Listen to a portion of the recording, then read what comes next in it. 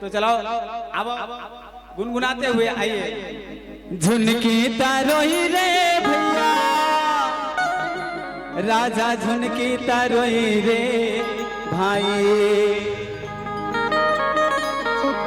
झुनकी तारोई रे भैया राजा झुनकी तारोई रे भाई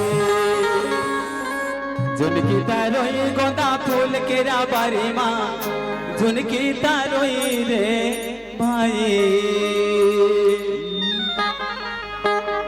तो अब बस नान के अवकर बाद बहनी बन तैयार हो गए हमारे प्रियंका साहू जी बिल्कुल सुमधुर आवाज हमारे छोटी जेला हमार छोटी कथा लेकिन नाम लगे लेकिन आवा सुमधुर आवाज के मल्लिका मन हमारे बीच गाई और हमन बेसुरो मन का आवाज ना भी अभी सुमधुर आवाज के मल्लिका मन आई। तो चलो बिट्टू भैया